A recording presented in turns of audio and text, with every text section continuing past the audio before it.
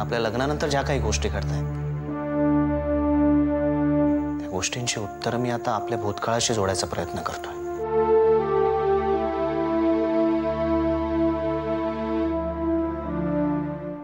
म्हणजे आजोबा नेहमीच सांगतात आपला हा पुनर्जन्म आहे.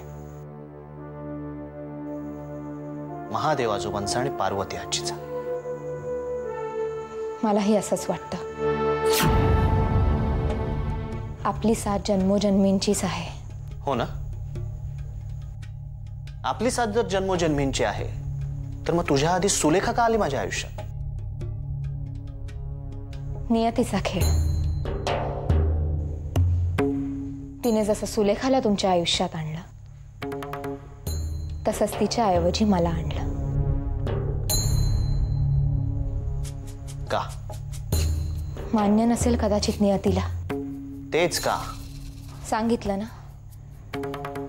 कारण आपली साथ जन्मोजन्मींची आहे आणि ती साथ तशीच राहावी असं नियतीला वाटत असेल. म्हणजे गतजन्मातही असंच काहीतरी घडलं असणार. असेलही. तेच काय? हाच प्रश्न मनाला पोखरतोय. का? आजोबांच्या मते व्यक्तींचा जसा पुनर्जन्म झालाय तसंच त्यांच्या बरोबर घडलेल्या घटनांचीही पुनरावृत्ती होते.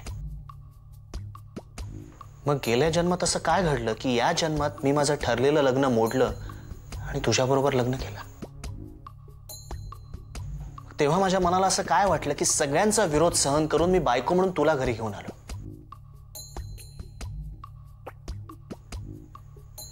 पार्वती आजीची शुभ्रा होते. महादेव आजोबांचा आधी होतो.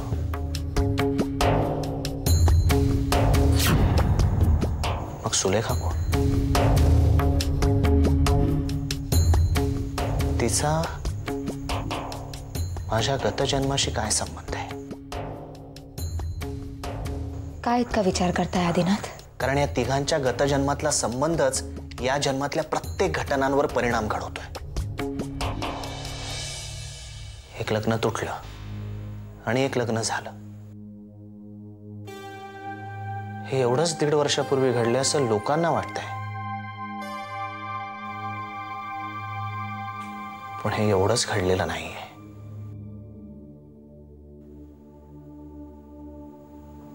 जे घडलेलं आहे ते 1.5 वर्षापूर्वीचं नाहीये, तर एका जन्मा अगोदरच आहे.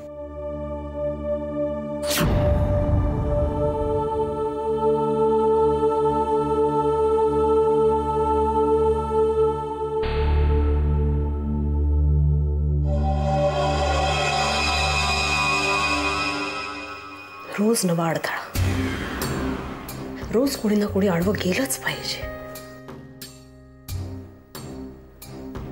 माझं आयुष्य म्हणजे ना अडथळा शर्यत झाली. काय झालं आता? प्रथमेशवर कॉन्सन्ट्रेट करत होते. मनीषाची आई दिसली मला.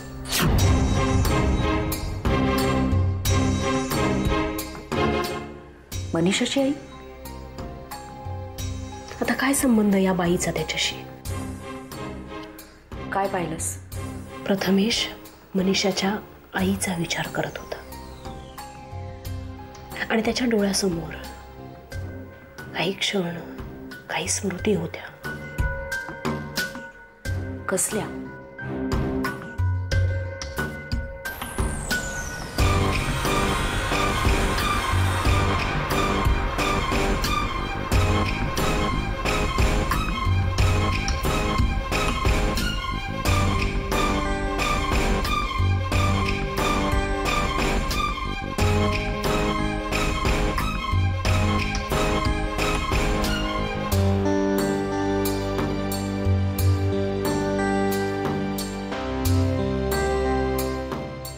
मनीषाच्या आईची आणि प्रथमेशची भेट मी पाहिली.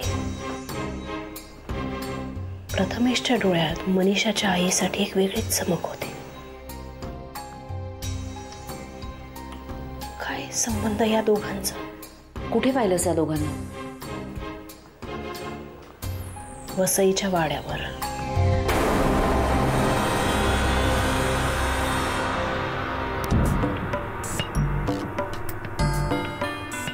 वाड्यात हा भास आहे, तर्क आहे का भविष्यात घडणारी घटना आहे? घडून गेलंय.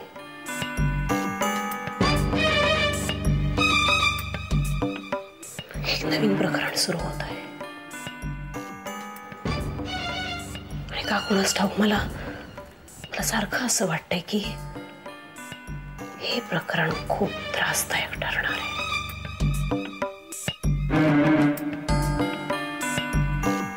नवे प्रश्न उभे राहत आहेत.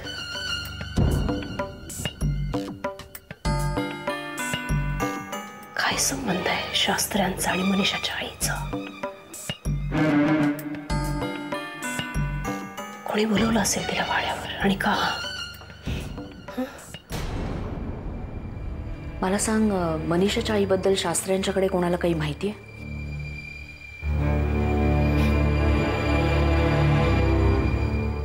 एकच ओळखत होता, निखिल. म्हणून तर तो या जगात नाहीये. ज्या अर्थी मनीषाची आई शास्त्र्यांपर्यंत पोचली, त्या अर्थी निखिलची डायरी नक्की वाचली गेली असू दे का? डायरी कोण वाचणार? डायरी लिहिणारा आणि वाचणारा दोघेही या जगात नाहीत. निखिल आणि जीजू. भ्रमात आहेस तू सुलेखा. मनीषाच्याही वाड्यावर पोचले ह्याचाच अर्थ तिला आमंत्रण डायरी वाचून मिळालेलं आहे.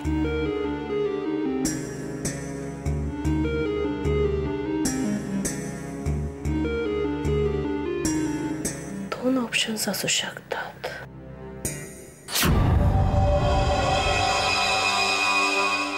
प्रिया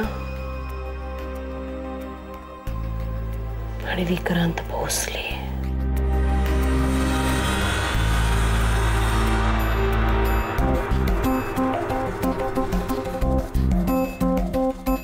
निखिलनी जाण्यापूर्वी जर प्रियाला काही सांगितलं असेल तरच कदाचित.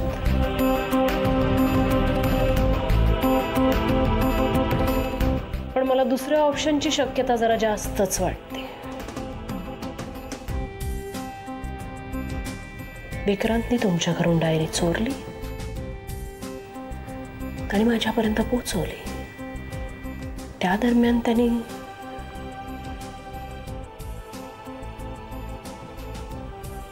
विक्रांत. जबाबदार कोण आहे ह्या गोष्टीचा आपण नंतर विचार करूया. आधी काय घडणार आहे याचा विचार कर. काय घडणार आहे? तिथे जाऊन ती माझ्या पूर्वायुष्याबद्दल बडबडली असणार. मनीषाच्या आईचा आणि प्रथमेशचा काय संबंध आहे ह्याचा आधी शोध घे, कारण हा संबंध पुढे घडणाऱ्या गोष्टींवर परिणाम करणार आहे.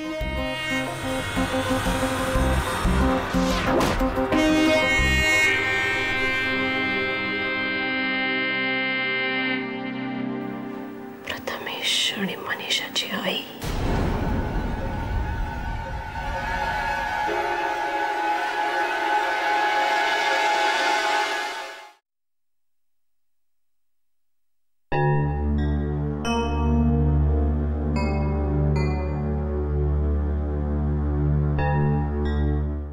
आजोबा.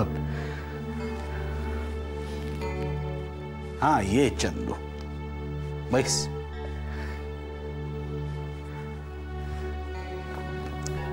काय रे? आजोबा, मला ॲडव्होकेट ताम्हाणेंच्याकडे जायचं नाहीये आणि बाबांनी पण जाऊ नये असं वाटतं मला. मधुनी एखादी गोष्ट मनात घेतली की ती तडीच नेल्याशिवाय तो स्वस्थ बसणार नाही. पण तुला असं का वाटतंय? आजोबा, काय कारण आहे चंदू?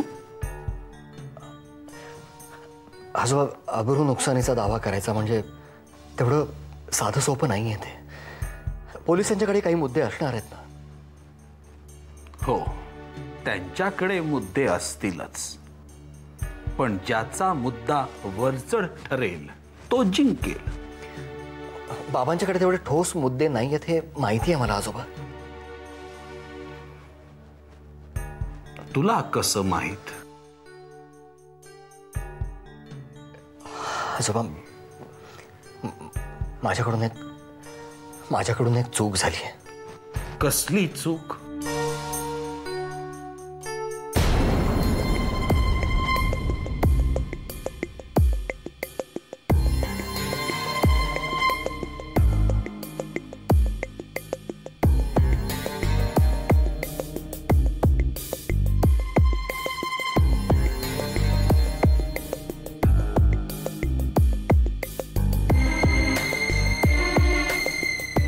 हे सगळं तू पोलिसांना सांगितलंस? आधीला वाचवण्यासाठी आजोबा. माझ्याकडे दुसरा पर्यायच नव्हता. आणि आता जर बाबांनी विक्रांत भोसलेवर केस केली ना तर आधी अडचणीत येईल.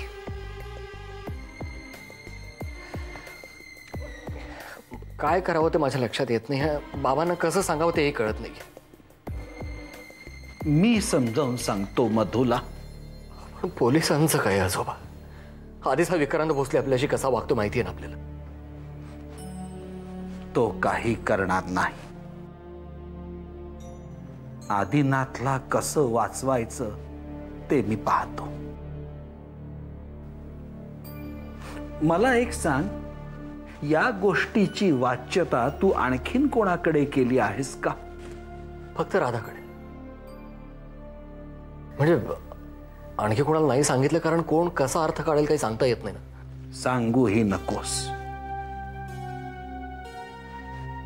तू उद्या विक्रांतला जाऊन भेट. आजोबा, माझी एक चिठ्ठी दे त्याला. आणि काळजी करू नको, तू आदिनाथ कोणीही अडचणीत येणार नाही. शांत राहा.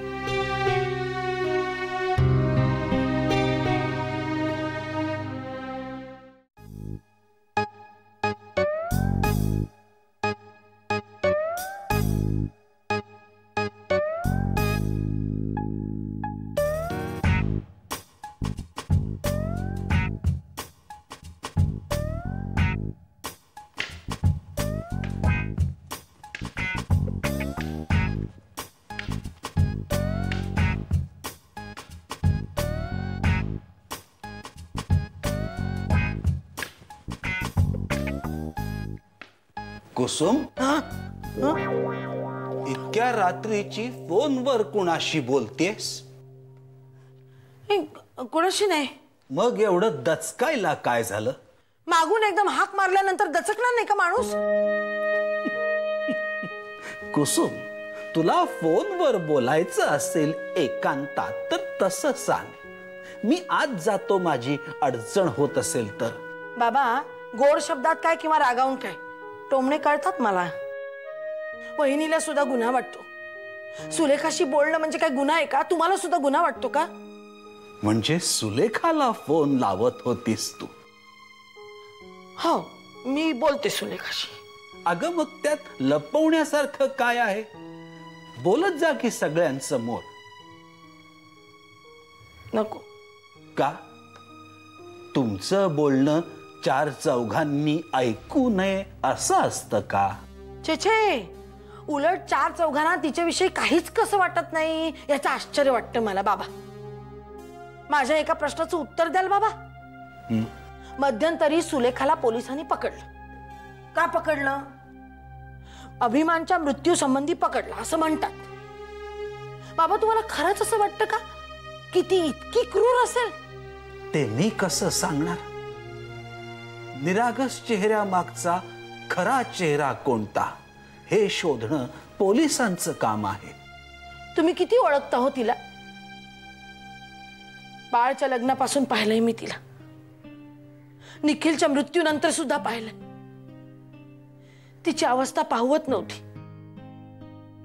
बाळच्या मृत्यूनंतर तिच्या मागे काय लागलंय देव जाणे. हादरून गेले हो पोर.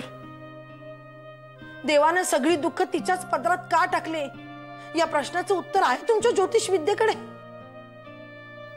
आपल्या आधीनं तिला सोडलं, मग बाळ गेला. सख्या बहिणीचा संसार उद्ध्वस्त होताना पाहिलंय तिनं. मग तिच्या आयुष्यात अभिमान आला. त्याच्या मृत्यूला सुद्धा कारणीभूत तिलाच ठरवलं या लोकांनी. नशिबाचे भोग असतात कुसुम, ते कोणालाही सुटत नाहीत. झालं, हे एक वाक्य म्हटलं की संपलं सगळं. सोयीस्कररित्या पळवाट. मला सुद्धा हेच सांगत आलात तुम्ही. नशिबाचे भोग म्हणे. एकटेपणा काय असतो हे मला माहिती आहे. जेव्हा लोक वाईट टाकतात, आपल्याशी बोलत नाहीत, तेव्हा काय वाटतं ते भोगलंय मी. आणि म्हणूनच मला वाटतं दुसरी कुसुम जन्माला येऊ नये. नाही सहन होत मला तिला काही बोललं तर. काही जणांचा भोळेपणा पाहिला ना की असं वाटतं तो जन्मभर तसाच राहावा. म्हणजे काय? त्या भोळेपणातून अचानक कोणी जाग केल्यावर समोर दिसणारं सत्य पाहवत नाही. अज्ञानात सुख असतं म्हणतात ना, तेच खरंय. अशीच राहा कुसुम, भोळी. म्हणजे माझ्या भोळेपणाचा कोणी फायदा घेतं असं? नाही, तसं काहीही नाही.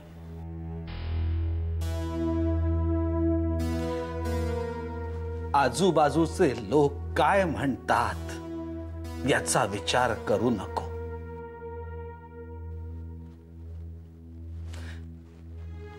अशीच राहा. तुला फोन करायचाय ना, कर. नाही, नको. मी नाही सांगणार कुणाला. बोल बोल.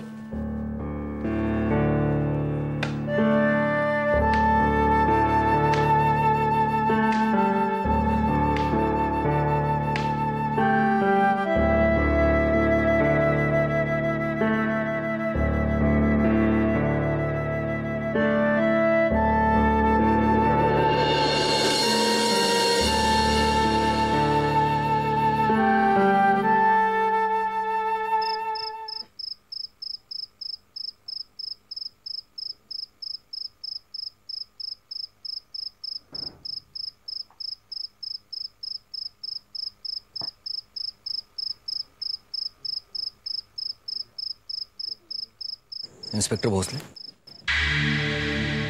मिस्टर शास्त्री, तुम्ही मला इकडे का भेटायला बोलवलं? आपण पोलीस स्टेशनलाही भेटू शकलो असतो. असतात काही कारण. तुम्हाला भेटायला पोलीस स्टेशनवर गेलो, तिथे तुम्ही नव्हता म्हणून फोन लावला आणि तुम्ही इकडे बोलवलं. कोण भेटलं चौकीवर? इन्स्पेक्टर वझरबार. काही विचारलं तुम्हाला त्यांनी? फार काही नाही. तरी फार काही नाही म्हणजे? हेच की तुम्हाला का भेटायचंय. काय सांगितलं त्यांना मिस्टर शास्त्री? आदिनाथ शास्त्रीच्या केस संदर्भात. मला जे काही सांगितलं सगळं सांगितलं त्यांनी? नाही, तेवढ्यात तुमचा फोन लागला आणि तुम्ही इकडे बोलवलं. आदिनाथ शास्त्रीला पुन्हा किती लवकरात लवकर अटक व्हावी अशी इच्छा आहे तुमची? असं का म्हणता इन्स्पेक्टर? तसं जर वाटत नसेल तर प्लीज असे वागू नका.